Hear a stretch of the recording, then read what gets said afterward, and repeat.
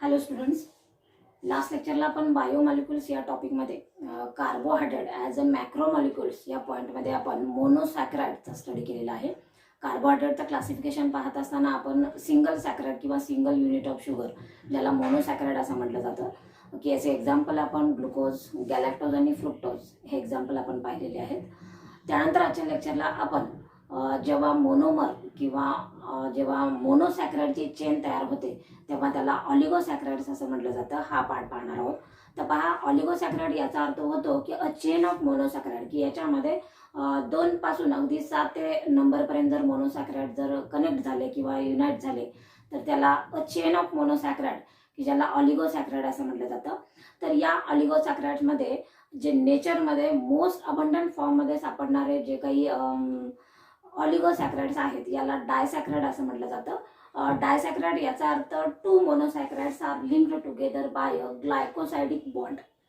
म्हणजे याचा अर्थ असा होतो की समजा एक मोनोसॅक्रॅइड, इथं मी एक्झाम्पल किंवा एक रिॲक्शन दिलेली आहे की ज्याच्यामध्ये एक मोनोसॅक्रॅइड आहे. मोनोसॅक्रॅइडचं एक्झाम्पल इथं ग्लुकोज घेतलेलं आहे, त्याचा C6H12O6 हा त्याचा फॉर्म्युला. त्याच्यानंतर जेव्हा 2 ग्लुकोज मॉलिक्यूल एकत्र आले किंवा यांच्यामध्ये काय झालं, ग्लुकोज मॉलिक्यूल हा एकमेकाला कनेक्ट झालेले आहेत. आता कालच्या लेक्चरला मी असंही सांगितलं होतं की कार्बोहायड्रेटमध्ये जो कार्बन आहे या कार्बनचं इम्पॉर्टन्स आहे की बॉन्ड फॉर्मेशन. डायसॅक्रॅइड तयार होत असताना 2 मोनोसॅक्रॅइड एकत्र येतात आणि जेव्हा 2 मोनोसॅक्रॅइड एकत्र येत असतात तेव्हा त्यांच्यामध्ये एक बॉन्ड तयार होतो ज्याला म्हटलं जातं ग्लायकोसायडिक बॉन्ड. पहा, बायोकेमिस्ट्री या टॉपिकमध्ये आपण पहिला बॉन्ड पाहतोय की ग्लायकोसायडिक बॉन्ड. इथून पुढे कधीही आपल्याला ग्लायकोसायडिक बॉन्डचा उल्लेख आला तर आपल्याला नेहमी लक्षात राहिलं पाहिजे की शुगरचं जे काही युनिट आहे, जे स्मॉलेस्ट युनिट आहे किंवा ज्याला मोनोमर असं म्हटलं जातं, या मोनोमरमध्ये कार्बन ॲटम प्रेझेंट असल्यामुळे याच्यामध्ये ग्लायकोसायडिक बॉन्ड तयार झालेला आहे. ही प्रोसेस होत असताना याच्यामधून ह्याच्यामधून वॉटर मॉलिक्यूल हा रिलीज होतो. वॉटर मॉलिक्यूल रिलीज होतो किंवा यालाच कंडेन्सेशन प्रोसेस असं म्हटलं जातं. आणि वॉटर मॉलिक्यूल निघून गेल्यामुळं जो कंपाऊंड तयार होतो याला म्हटलं जातं डायसॅक्रॅइड. इथं जे एक्झाम्पल घेतलेलं आहे डायसॅक्रॅइडचं, की जे कॉमन एक्झाम्पल आहे ज्याला म्हटलं जातं माल्टोज शुगर किंवा ज्याला म्हटलं जातं माल्ट शुगर. म्हणजे glucose plus glucose, water molecule निघून गेला आणि त्याच्यानंतर काय झालेलं आहे, डायसॅक्रॅइडचं एक्झाम्पल इथे सांगितलेलं आहे माल्टोज शुगर. म्हणजेच काय झालं, फॉर्मेशन ऑफ डायसॅक्रॅइड. म्हणजे पहा की आपण सुरुवातीला मोनोसॅक्रॅइड पाहिलं, त्याच्यानंतर क्लासिफिकेशनमध्ये सेकंड नंबरला येतात ऑलिगोसॅक्रॅइड्स. ऑलिगोसॅक्रॅइड्स याचा अर्थ असा होतो की मोनोसॅक्रॅइडची चेन फॉर्म. तर या ऑलिगोसॅक्रॅइड मधलं जे अबंडंट फॉर्ममध्ये सापडणारं जे ऑलिगोसॅक्रॅइड आहे ज्याला डायसॅक्रॅइड, की ज्याच्यामध्ये 2 मोनोसॅक्रॅइड एकत्र आले. तशाच पद्धतीनं ट्रायसॅक्रॅइड, टेट्रासॅक्रॅइड असेही फॉर्म होऊ शकतात. पण अबंडंट फॉर्ममध्ये नेचरमध्ये जी शुगर ऑलिगोसॅक्रॅइड मध्ये सापडली जाते ज्याला डायसॅक्रॅइड असं म्हटलं जातं. आणि डायसॅक्रॅइड म्हणजे काय झालं, 2 मोनोसॅक्रॅइड एकत्र आले with the help of glycosidic bond. म्हणजे आपल्याला इथं पॉईंट लक्षात ठेवायचा आहे की डायसॅक्रॅइड तयार होण्यासाठी ग्लायकोसायडिक बॉन्डची गरज असते. म्हणजेच डायसॅक्रॅइड तयार होत असताना ग्लायकोसायडिक बॉन्ड तयार होतो आणि मोनोसॅक्रॅइड मधून हा वॉटर मॉलिक्यूल हे निघून जातात. आता आपल्याला माहिती आहे की मोनोसॅक्रॅइडला फ्री अल्डिहाइड आणि कीटोनिक ग्रुपची अटॅचमेंट असते, त्यामुळे वॉटर मॉलिक्यूल हा निघून जात असतो. पुढे इथे मी एक डेफिनेशन लिहिली होती की डायसॅक्रॅइड म्हणजे काय, 2 monosaccharides are react by condensation reaction by releasing water molecule. असंही तुम्ही डायसॅक्रॅइडचे डेफिनेशन तयार करू शकता. जसं आपण मोनोसॅक्रॅइडच्या प्रॉपर्टीज पाहिल्या होत्या की स्वीट इन टेस्ट आहे, तसंच डायसॅक्रॅइड सुद्धा स्वीट इन टेस्ट आहे, सोल्युबल इन वॉटर आहे आणि क्रिस्टलाइन फॉर्ममध्ये आहे. म्हणजे ज्या काही फिजिकल प्रॉपर्टीज होत्या मोनोसॅक्रॅइडच्या त्याच पद्धतीच्या डायसॅक्रॅइडच्या सुद्धा प्रॉपर्टीज आहेत. आता मोनोसॅक्रॅइड आणि डायसॅक्रॅइड याच्यामध्ये डिफरन्स काय आहे, तर मोनोसॅक्रॅइड हे इझिली काय होणार आहेत, सेल मेम्ब्रेन पास करणार आहेत. डायसॅक्रॅइड हे म्हणजे काय प्रकारचं कॉम्प्लेक्स शुगर आहे, हा इझिली सेल मेम्ब्रेन पास करू शकत नाही किंवा सेल सायटोप्लाझम मध्ये जाऊ शकत नाही. डायसॅक्रॅइडला सेल सायटोप्लाझम मध्ये जाण्यासाठी डायसॅक्रॅइडचं ब्रेकडाऊन होणं गरजेचं असतं आणि हे ब्रेकडाऊनचं काम आहे डायजेशन या प्रोसेसमध्ये कम्प्लीट होतं, की ज्याच्यामध्ये complex food material is converted into simple form. म्हणजे जो काही आपण डाएट डायसॅक्रॅइडच्या फॉर्ममध्ये घेतलेला असेल त्याचं आधी मोनोसॅक्रॅइडमध्ये कन्वर्जन केलं जातं. समजा आपल्या बॉडीला की आपल्याला माहिती आहे की कार्बोहायड्रेट हा एक एनर्जीचा सोर्स आहे, प्रत्येक कामासाठी आपल्याला एनर्जी लागत असते, पण आपल्या बॉडीला जेव्हा एनर्जीची रिक्वायरमेंट नसते तेव्हा डायसॅक्राइडचं कन्व्हर्जन जे मोनोसॅक्राइडमध्ये झालेलं आहे, हे मोनोसॅक्राइडचं कन्व्हर्जन हे सेलच्या आतमध्ये एंट्री करू शकत नाही किंवा ते वापरलं जाऊ शकत नाही. अशा वेळी हे स्टोरेज ऑफ फूड मटेरियल म्हणून काय करत असतं, काम करत असतं. म्हणजे जेव्हा बॉडीला गरज असते तेव्हाच काय केलं जातं, शुगर मॉलिक्यूल किंवा सॅक्राइड्स हे वापरले जातात. पुढे ग्लायकोसाइडिक बॉन्ड हा कव्हर झाला. त्याच्यानंतर डायसॅक्राइडचे 3 महत्वाचे एक्झाम्पल आपण इथं पाहणार आहोत. पहिलं एक्झाम्पल आहे सुक्रोज, त्याच्यानंतर आहे लॅक्टोज आणि त्याच्यानंतर आहे माल्टोज. ज्या पद्धतीने आपण मोनोसॅक्राइड मध्ये एक्झाम्पल पाहिले होते ग्लुकोज, गॅलॅक्टोज आणि फ्रुक्टोज, आता 2 मोनोसॅक्राइड एकत्र आल्यामुळं कालच्याही लेक्चरला सांगितलं होतं की गॅलॅक्टोज आणि लॅक्टोज हे जेव्हा ग्लुकोज बरोबर युनाइट होत असतात किंवा रिॲक्ट होत असतात तेव्हा त्याच्यापासून डायसॅक्राइड तयार होत असतं. हा पॉईंट आपण लास्ट लेक्चरला सुद्धा कव्हर केला होता. लास्ट लेक्चरला मी फक्त डायग्राम काढली नव्हती की मोनोसॅक्राइडची, का कारण आजच्या लेक्चरला ही डायग्राम काढायची होती. याच्यामध्ये जो मोनोसॅक्राइड दाखवलेला आहे हे स्ट्रक्चर तुम्ही पाहू शकता, हे ग्लुकोजचं स्ट्रक्चर आहे. म्हणजे ग्लुकोज हे काय आहे, मोनोसॅक्राइड आहे. ग्लुकोजमध्ये 6 कार्बन ॲटम असतात की या रिंगमध्ये तुम्हाला 6 कार्बन ॲटम दिसतात आणि जो ऑक्सिजन आहे तो एका कॉर्नरला प्रेझेंट आहे. याला अल्डिहाइडची किंवा किटॉनिक ग्रुपची अटॅचमेंट असू शकते. त्याच्याच बरोबर 2 और मोर हायड्रॉक्सिल ग्रुप असतात की जे OHच्या फॉर्ममध्ये असतात. या डायग्राममध्ये तुम्हाला हे दिसून येते आणि यातला बराचसा पार्ट तुम्ही केमिस्ट्रीला सुद्धा कंप्लीट केलेला आहे. त्यामुळे बायोकेमिस्ट्री या टॉपिकमध्ये आपल्याला ग्लुकोज, फ्रुक्टोज, त्याच्यानंतर गॅलॅक्टोज याचे स्ट्रक्चर काढता येणं हे गरजेचे आहे. का, नीटच्या एक्झामसाठी, बोर्ड एक्झामसाठी तुम्हाला हे स्ट्रक्चर फक्त ग्लुकोजचं विचारलं जाऊ शकतं किंवा डायसॅक्राइडचं स्ट्रक्चर विचारलं जाऊ शकतं. पण स्पेसिफिक तुम्हाला फ्रुक्टोज किंवा जो लॅक्टोज आहे याच्याबद्दल नीट एक्झाममध्ये तुम्हाला याच्यावरती क्वेश्चन विचारले जाऊ शकतात. तर आता आपण सुरुवात करूया की डायसॅक्राइडचे एक्झाम्पल. पहिले एक्झाम्पल घेऊया ज्याला म्हटलं जातं सुक्रोज. सुक्रोज हे एक डायसॅक्राइड आहे. सुक्रोज हे कशापासून तयार झालं, तर ग्लुकोज प्लस फ्रुक्टोज. कालच्या लेक्चरला आपण मोनोसॅक्राइडचं एक्झाम्पल फ्रुक्टोज पाहिलं होतं, बरोबर. आणि या फ्रुक्टोज बरोबर सांगितलं होतं की fructose when react with glucose तेव्हा जी शुगर तयार होते ज्याला सुक्रोज असं म्हटलं जातं. आणि सुक्रोज हे एक डायसॅक्राइड आहे. म्हणजेच सुक्रोज तयार होण्यासाठी ग्लुकोज आणि फ्रुक्टोजची गरज आहे. फ्रुक्टोज म्हणजे काय आहे, sugar present in a fruit आहे. आणि हे जे सुक्रोज आहे, या सुक्रोजमध्ये जी शुगर आहे ज्याला म्हटलं जातं केन शुगर असं म्हटलं जातं किंवा टेबल शुगर असं म्हटलं जातं. मी इथं ह्या सुक्रोज फॉर्मेशन दाखवलेलं आहे. हा ग्लुकोज आहे, हे फ्रुक्टोज आहे, यांच्यामध्ये ग्लायकोसाइडिक बॉन्ड तयार झालेला आहे. आता जेव्हा ग्लुकोजचं स्ट्रक्चर काढता तेव्हा आपल्याला कार्बन नंबर कसा लिहायचा हा पॉईंट आपल्यासाठी महत्वाचा आहे.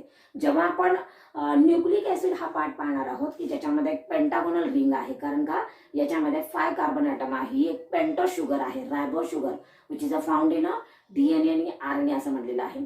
तेव्हा आपल्याला तो पार्ट कम्प्लीट करायचा आहे. पण इथेही तुम्ही लक्षात ठेवू शकता ग्लुकोजचं स्ट्रक्चर काढत असताना तुम्हाला 6 कार्बन ॲटम दाखवायचे आहेत. तर याच्यामध्ये कार्बन नंबर 1 नेमका कोणाला म्हणायचं, तर पहा जिथं ऑक्सिजन प्रेझेंट आहे तिथून क्लॉकवाईज डिरेक्शनने तुम्ही कार्बनला नंबर देऊ शकता. मग याच्यामध्ये जो ग्लायकोसाइडिक बॉन्ड तयार झालेला आहे, हा जो ग्लायकोसाइडिक बॉन्ड आहे तो कार्बन नंबरमध्ये किंवा कार्बन ॲटममध्ये तयार झालेला आहे. तर ग्लुकोज मॉलिक्यूल मधला 1 नंबरचा कार्बन ॲटम आणि फ्रुक्टोज नंबर मधला की इथं 2 नंबरचा कार्बन ॲटम किंवा याला 4 नंबरचा कार्बन ॲटम असंही म्हटलं जातं. यांच्यामध्ये ग्लायकोसाइडिक बॉन्ड हा तयार झालेला आहे. म्हणजे ग्लायकोसाइडिक बॉन्ड हा नेहमी कार्बन मध्येच तयार होत असतो, एका ग्लुकोज मधला कार्बन आणि फ्रुक्टोज मधला कार्बन. आता ग्लुकोज आणि फ्रुक्टोज मध्ये काय डिफरन्स आहे हा आपला बोर्ड सिलेबसचा पॉईंट नाही. तुम्ही नीटसाठी ही तयारी करू शकता, एखादं नीटचं बुक रेफर करू शकता आणि तुम्हाला वाटलं तर तुम्ही हे स्ट्रक्चर तयार करू शकता. कारण याचे रिंग फॉर्मचे स्ट्रक्चर आणि त्याच्यानंतर ज्याला आपण ओपन चेन किंवा स्ट्रेट चेनचे स्ट्रक्चर पाहतो, याच्यामध्ये तुम्हाला ग्लुकोज आणि फ्रुक्टोज की ज्याच्यामध्ये अल्डिहाइड ग्रुपची जी अटॅचमेंट आहे ही आपण काय करू शकतो, या सुक्रोज मध्ये एक पॉईंट सांगायचा राहून गेला की सुक्रोज ही जी शुगर आहे याला नॉन रेड्युसिंग शुगर असं म्हटलं जातं. का, कारण याला अल्डिहाइड आणि क्रिटोन ग्रुपची अटॅचमेंट ही ऍबसेंट असते.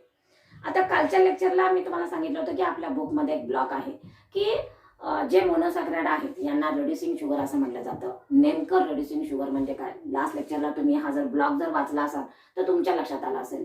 रेड्युसिंग शुगर म्हणजे काय, तर ज्या शुगरला अल्डिहाइड आणि क्रिटोन ग्रुपची अटॅचमेंट असते आणि असे जे शुगर असतात हे शुगर नेहमी काय करत असतात, रेड्युसिंगचं काम करत असतात की ज्याच्यामध्ये क्युप्रिक क्युप्रस आयन जे क्युप्रिक आयन्स आहेत याचं कन्व्हर्जन किंवा रिडक्शन हे क्युप्रस आयन्स मध्ये करतात. हे कुठं प्रेझेंट असतं की एक दोन सोल्युशन आहेत ज्याला म्हटलं जातं बेनेडिक्ट्स रिएजंट आणि फेलिंग सोल्युशन. ह्या बेनेडिक्ट्स रिएजंट आणि फेलिंग सोल्युशन मधलं क्युप्रिक आयनचं कन्व्हर्जन हे क्युप्रस आयन्स मध्ये करतात. त्यामुळं कॉपर सल्फेटचा जो कलर असतो किंवा ब्ल्यू कलर असतो, हा ब्ल्यू कलरचं कन्व्हर्जन हे ब्रिक रेड मध्ये होत असतं. याला म्हटलं जातं रेड्युसिंग शुगर. आणि रेड्युसिंग शुगर सिंपल लँग्वेज मध्ये जर आपल्याला लक्षात ठेवायचं असेल तर याच्यामध्ये हायड्रोजन हा काय केला जातो, पास केला जातो. याला म्हटलं जातं रेड्युसिंग शुगर. मग सिक्रोज ही काय आहे, नॉन रेड्युसिंग शुगर आहे. लॅक्टोज आणि माल्टोज ह्या दोन्हीही रेड्युसिंग शुगर आहेत. म्हणजेच याला अल्डिहाइड आणि कीटोन ग्रुपची अटॅचमेंट आहे. आपला पहिला पॉईंट इथं क्लिअर झाला. सुक्रोज म्हणजे काय, ज्याच्यामध्ये ग्लुकोज आणि फ्रुक्टोज हे जेव्हा ग्लायकोसायडिक बॉन्डनी एकत्र येतात तेव्हा सुक्रोज तयार होत असते. आता इथं महत्वाचा पार्ट आहे, नीटच्या एक्झामसाठी आपल्याला स्वीटनिंग पॉवर विचारली जाते किंवा इंडेक्स विचारला जातो. तर याच्यामध्ये सुक्रोजचा जो स्वीटनिंग पॉवर आहे ही 100% असते किंवा पर्सेंटमध्ये म्हणण्यापेक्षा ही 100 असते. म्हणजे सगळ्यात जास्त शुगरचा जो इंडेक्स आहे हा सुक्रोज मध्ये आपल्याला पाहायला मिळतो. ही शुगर याला केन शुगर म्हटलं जातं किंवा टेबल शुगर असंही म्हटलं जातं. म्हणजेच एनर्जीचा फार मोठा सोर्स की या सुक्रोज मध्ये आहे की जी ग्लुकोज आणि ग्लुकोज आणि फ्रुक्टोज पासून तयार होते. ही एक नॉन रेड्युसिंग शुगर आहे.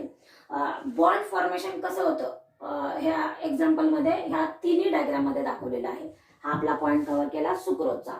सुक्रोज नंतरचा एक्झाम्पल आहे लॅक्टोज. लॅक्टोज ग्लुकोज प्लस गॅलॅक्टोज पासून तयार होते आणि लॅक्टोज ही एक शुगर आहे. ही शुगर मॅमेलियन मिल्क मध्ये प्रेझेंट असते. हा पॉइंट अतिशय महत्वाचा आहे. मॅमेलियन मिल्क मध्ये प्रेझेंट असते. जेव्हा तुम्ही ॲनिमल क्लासिफिकेशन हा टॉपिक पाहणार आहात तेव्हा तुम्हाला मॅमल्स म्हणजे काय हा पॉइंट क्लिअर होईल की ज्याच्यामध्ये मेमरी ग्लँड्स प्रेझेंट असतात. असे जे वर्टिब्रेट्स आहेत यांना मॅमेलियन्स असं म्हटलं जातं. आणि यांच्यामध्ये बेबीच्या फिडिंगसाठी किंवा न्यूबॉर्नसाठी जे फिडिंग प्रोसेस असते, नरिशिंगची प्रोसेस असते की ज्याच्यामध्ये मिल्क फॉर्मेशन होतं आणि या मिल्कमध्ये जी शुगर प्रेझेंट असते ज्याला लॅक्टोज शुगर असं म्हटलं जातं. लॅक्टोज कोणापासून तयार होतात, दोन मोनोसॅकराइड पासून तयार होतात. हे मोनोसॅकराइड कोण आहेत, ग्लुकोज आणि गॅलॅक्टोज आहेत. इथं मी ग्लुकोजचं स्ट्रक्चर काढलेलं आहे, इकडे गॅलॅक्टोजचं स्ट्रक्चर काढलेलं आहे. यांच्यामध्ये जो बॉन्ड तयार झालेला आहे तो सुद्धा 1,4 ग्लायकोसायडिक बॉन्ड आहे. म्हणजेच प्रत्येक डायसॅकराइड मध्ये ग्लायकोसायडिक बॉन्ड हा प्रेझेंट असतो किंवा दोन मोनोसॅकराइड यांना त्या पोझिशनला होल्ड करण्यासाठी किंवा त्यांना आधार देण्यासाठी, त्यांना बांधून ठेवण्यासाठी ग्लायकोसायडिक बॉन्डची ही गरज असते. म्हणजेच इथं जे लॅक्टोज आहे हे ग्लुकोज आणि गॅलॅक्टोज पासून तयार झालेले आहेत. ग्लुकोज आणि गॅलॅक्टोज हे काय आहेत, मोनोसॅकराइड आहेत. दोन मोनोसॅकराइड एकत्र आले ग्लायकोसायडिक बॉन्डमुळे जे डायसॅकराइड तयार झालं ज्याला लॅक्टोज असं म्हटलं जातं. त्यानंतर त्याची जी स्वीटनेस जी पॉवर आहे किंवा त्याला स्वीटनेस इंडेक्स असं म्हटलं जातं तो आहे 16. ऑब्जेक्टिव्ह टाईपसाठी हे आपल्याला पाठांतर आवश्यक आहे. आता लॅक्टोज जे आहे हे बीटा फॉर्म मध्ये प्रेझेंट असतं. आता बीटा फॉर्म म्हणजे काय आणि अल्फा फॉर्म म्हणजे काय हा आपल्याला फार डेप्थचा विषय आहे. फक्त आपण एवढंच लक्षात ठेवूया की बीटा फॉर्म की ज्याच्यामध्ये बीटा ग्लुकोज प्रेझेंट असतात आणि बीटा गॅलॅक्टोज प्रेझेंट असतात. लक्षात राहत असेल तर लक्षात ठेवायचं, नाहीतर आपल्या ते काही कामाचं नाही. त्याच्यानंतर डायसॅकराइड मध्ये तिसरं एक्झाम्पल आहे आपलं ज्याला म्हटलं जातं माल्टोज. माल्टोज हे जे डायसॅकराइड आहे याच्यामध्ये जी शुगर प्रेझेंट असते ज्याला म्हटलं जातं माल्ट शुगर असं म्हटलं जातं की जी माल्ट्स मध्ये प्रेझेंट असते. आता पहा की इथं माल्टोज कशा पद्धतीने तयार झालेला आहे स्ट्रक्चर दाखवलेलं आहे. ग्लुकोज प्लस ग्लुकोज म्हणजे दोन ग्लुकोज एकत्र येतात ग्लायकोसायडिक बॉन्डमुळे. यामुळे जे स्ट्रक्चर तयार होतं ज्याला म्हटलं जातं माल्टोज असं म्हटलं जातं. यांच्यामध्ये जो बॉन्ड तयार होतो तो 1 नंबरचा कार्बन ॲटम आणि 4 यांच्यामध्ये बॉन्ड तयार होतो म्हणून याला 1,4 ग्लायकोसायडिक बॉन्ड असंही म्हटलं जातं. आता ही जी माल्टोज शुगर आहे ही नेमकं कुठं प्रेझेंट असते तर जे काही जर्मिनेटिंग सीड्स आहेत यांच्यामध्ये माल्टोज शुगर प्रेझेंट असते.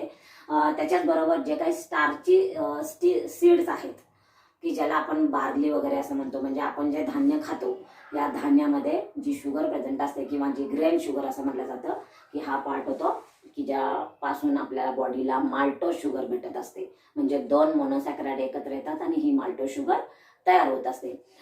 लॅक्टोज आणि माल्टोज शुगर ह्या दोन्हीही रेड्युसिंग शुगर म्हणून ओळखल्या जातात की का यांच्यामध्ये अल्डिहाइड आणि कीटोन ग्रुपची अटॅचमेंट आहे. आता पहा वरती एक डायग्राम मी ही रिॲक्शन सांगितली की जेव्हा ग्लुकोज एकत्र येतात तेव्हा माल्टोज तयार होतं आणि ज्याच्यामध्ये वॉटर मॉलिक्यूल हा निघून जात असतो. आता दुसरी एक केमिकल रिॲक्शन सांगितलेली आहे की हे एक डायसॅक्राइड आहे.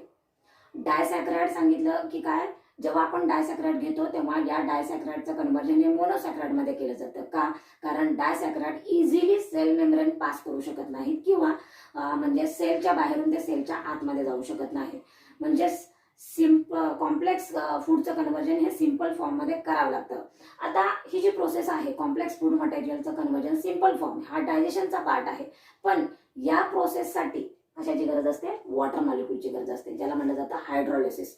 म्हणजे जेव्हा एखादं डायसॅक्राइडचं कन्व्हर्जन 2 मोनोसॅक्राइड मध्ये होत असतं तेव्हा वॉटर मॉलिक्यूलची रिक्वायरमेंट असते आणि या प्रोसेससाठी आपल्या बॉडीमध्ये एनर्जीची रिक्वायरमेंट असते. म्हणजेच इथं या प्रोसेससाठी एनर्जीचा वापर केला जातो. म्हणजे आपण म्हणतो की आपण चालताना बोलताना याच्यासाठी एनर्जी लागते. एवढंच फक्त आपल्याला एनर्जीचे फायदे माहिती आहेत. पण इथं आपल्याला नव्याने वॉटर मॉलिक्यूल पहा, जेव्हा आपण लाईफ प्रोसेस पाहतो आणि या लाईफ प्रोसेसमध्ये माझा एक कॉमन क्वेश्चन असतो की सगळ्या बायोलॉजी स्टुडंटचा की आपल्याला वॉटरचे इम्पॉर्टन्स लिहायचे. आपण म्हणतो पाणी म्हणजे जीवन असं म्हणतो, पण नेमका या शब्दाचा अर्थ काय आहे, हे जे वाक्य आहे याचा अर्थ काय आहे, हे प्रत्येक फिजिओलॉजीचा पॉईंट पाहत असताना, फंक्शन पाहत असताना आपल्या लक्षात येतो. आपल्याला कॉमन फक्त माहिती असतं की वॉटर कशासाठी लागतं, की जेव्हा तुम्ही एक्सक्रिशन हा टॉपिक शिकता तेव्हा तुम्हाला असं वाटतं की वॉटरची गरज आहे आपली बॉडी वॉश आउट करण्यासाठी, बॉडीमध्ये जे काही मेटाबॉलिक वेस्ट आहेत यांना बाहेर काढण्यासाठी. हा एक जनरल सिग्निफिकन्स किंवा इम्पॉर्टन्स आपल्याला वॉटरचं माहिती असतं.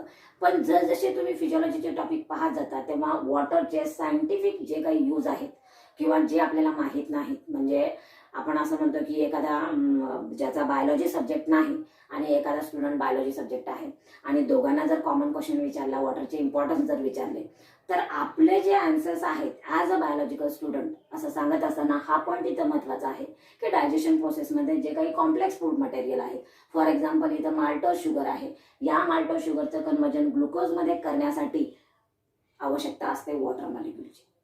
म्हणजे प्रत्येक टॉपिकमध्ये तुम्ही इथं वॉटर मॉलिक्यूल म्हणजे जे काही मराठीमध्ये म्हणणार आहात तुम्ही वॉटर म्हणजे जीवन, पाणी म्हणजे जीवन, हे तुम्हाला प्रत्येक फिजिओलॉजीच्या टॉपिकमध्ये इथं समजायला हवं आणि हे तुम्ही इथं लक्षात ठेवायला हवं. इकडं डायसॅक्राइड तयार होत असताना वॉटरचा लॉस होत असतो किंवा वॉटर हे निघून जात असतं आणि इकडं वॉटरची काय असते? रिक्वायरमेंट असते. हा पॉईंट अतिशय महत्त्वाचा आहे प्रत्येक फिजिओलॉजिकल फंक्शनमध्ये, प्रत्येक फिजिओलॉजीच्या टॉपिकमध्ये. म्हणजे डायसॅक्राइडचं कन्व्हर्जन मोनोसॅक्राइडमध्ये होण्यासाठी वॉटर मॉलिक्यूलची ज्या पद्धतीनं गरज आहे त्याच पद्धतीनं एटीपी मॉलिक्यूलची सुद्धा रिक्वायरमेंट आहे.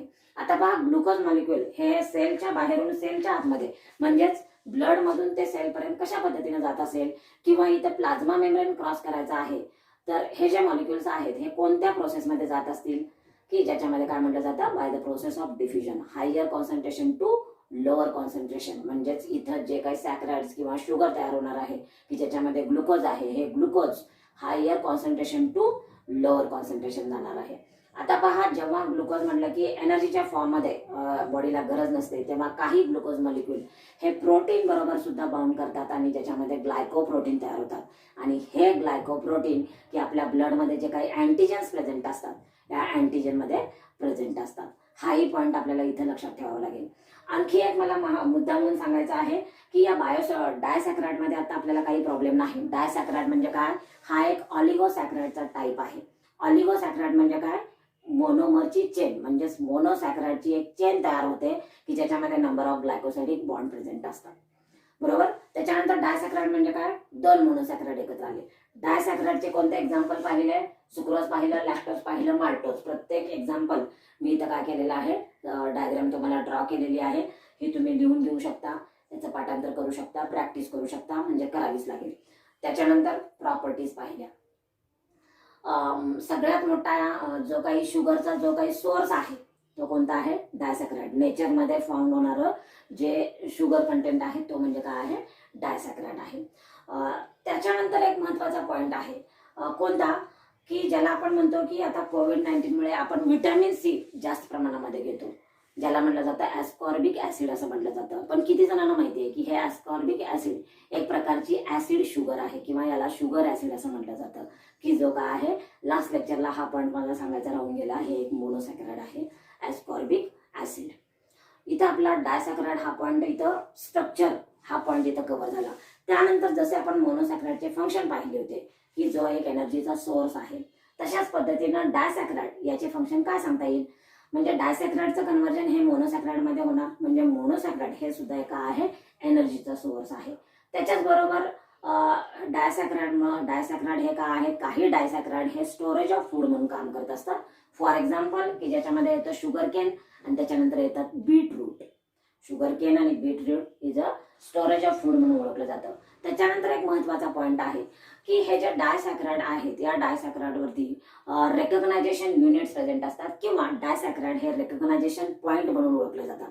याचा अर्थ काय होतो तर पहा, जेव्हा एका सेलपासून दुसरी सेल तयार होत असते तेव्हा सेल मेम्ब्रेनवरती काय असतात, अशा पद्धतीचे रेकग्नायझेशन पॉईंट प्रेझेंट असतात की ज्याला तयार झालेले सेल हे अटॅच असते. म्हणजेच हे रेकग्नाइज करतात की is a own kind of cells. म्हणजे plasma membrane recognise its own kind of cell, याला म्हटलं जातं रेकग्नायझेशन पॉईंट असं म्हटलं जातं. म्हणजे इथे मी तुम्हाला 3 फंक्शन सांगितले डायसॅकराइडचे, ॲज अ फ्यूल किंवा energy source, as a storage of food, त्याच्यानंतर रेकग्नायझेशन पॉईंट. हे लक्षात राहता आलं तर ठेवायचं की याच्यामध्ये की सेलला आपली ओन सेल किंवा own kinds of cell recognize करण्यासाठी डायसॅकराइड हे मदत करत असतात किंवा डायसॅकराइडमुळे हे रेकग्नायझेशन होतं. म्हणजे सेल मेम्ब्रेनला ते अटॅच राहत असतात. त्याच्यानंतर आहे डायसॅकराइड हे ट्रान्सपोर्ट शुगर म्हणून काम करत असतं. त्याचं एक्झाम्पल आहे सुक्रोज. हे प्लांट मधलं एक्झाम्पल आहे की ज्याच्यामध्ये फ्लोएम ऑफ प्लांटमध्ये सुक्रोज हे ट्रान्सपोर्ट शुगर म्हणून काम करत असतं. इथे आपले डायसॅकराइडचे फंक्शन संपलेले आहेत. मोनोसॅकराइडचे जसे फंक्शन पाहिले तसेच त्या पद्धतीनं डायसॅकराइडचे फंक्शन पाहिलेले आहेत. म्हणजेच इथं आपला कव्हर झालेला आहे पॉईंट डायसॅकराइड.